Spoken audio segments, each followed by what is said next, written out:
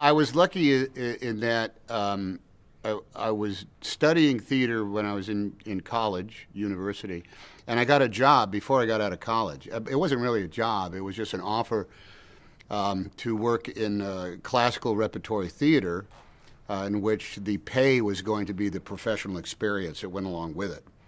And there was a group of us. We all went, and we knew we would be gone for 4 or 5 months. We knew we would have something to do with either 5 or 6 productions that were in repertory, and just the activity was enough to warrant going. I had no preconceived notions of anything. I had saved up enough money and to barely survive, and something would happen.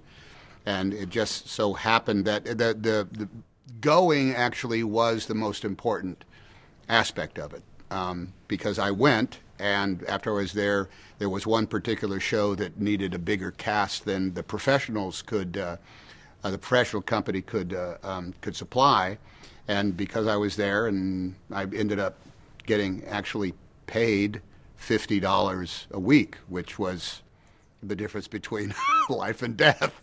So I always felt as though there was something on the horizon that would come down the pike that would get me through the next few months. But as far as bona fide break goes, the only thing you can go on is your faith and your instinct, and that window of cushion that you would be able to give yourself of enough money literally to pay your rent. I was married and I had a kid at the time, and just always needed to have. I say, well, I got $800 in the bank. I think I'm good for about another 3 months.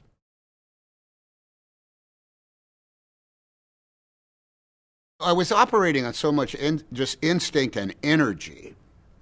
I would have perhaps told myself to say, if you're right now you're putting 60% energy into 40% instinct, reverse that. Make it 60% instinct and 40% energy. I was just loud. I was just fast, and I sort of like would swamp the process with just this kind of like blind, accelerated pace that was the only that's the only way that's the only speed I knew how to operate. And you learn how to start examining the text in a different way when you are sure enough that you'll have the opportunity to work again. And by the time I had finished my third year of that repertory company, and was in New York and was working in some other medium, I still had not learned how to operate at a slower pace of examining the text. I was still just trying to say, hey, I got this part because I'm loud and I'm fast and I'm funny. I just kept throwing myself into that. So I could have learned probably a few years earlier, in order to take your time and do the interior work yourself that you need to do, that you can do alone just by studying the text. Before that, I would just learn the text and then do it, as opposed to really like sort of planning out a mode of attack.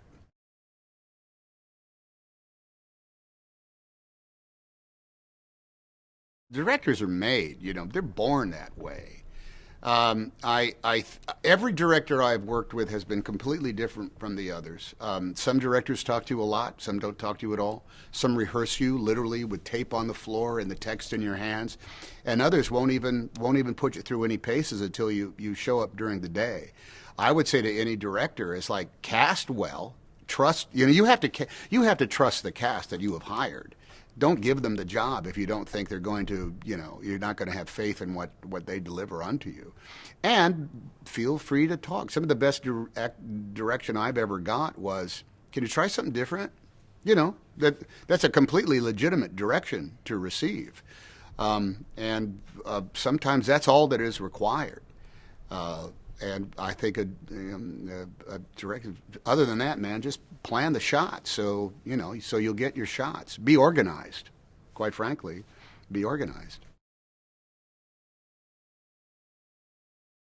In the beginning, I was just thrilled to know that someone was asking me to be in a movie, and I thought that was all that was required. And as long as they keep asking, everything will fall into place.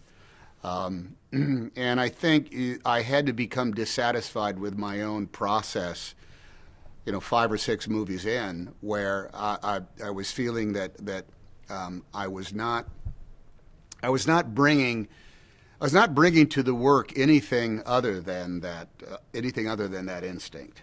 And that's when I realized that, okay, part of me got older.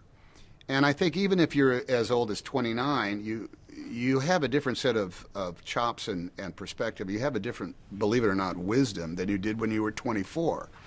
And I think about every 5 years, I went through some sort of process of re-examining where I was in life, as a man, as well as an actor, and thinking like, guess what? I'm 36 now, and there's a whole world of movies that I can't make anymore because I don't want to play the young man who's trying to figure out life. I want to play a man of bitter compromise. I want to play somebody who's been through something. So it's a never-ending process, I think, of examining where you are in life as a human being, and then transposing that so it's going to be reflected in your work somehow.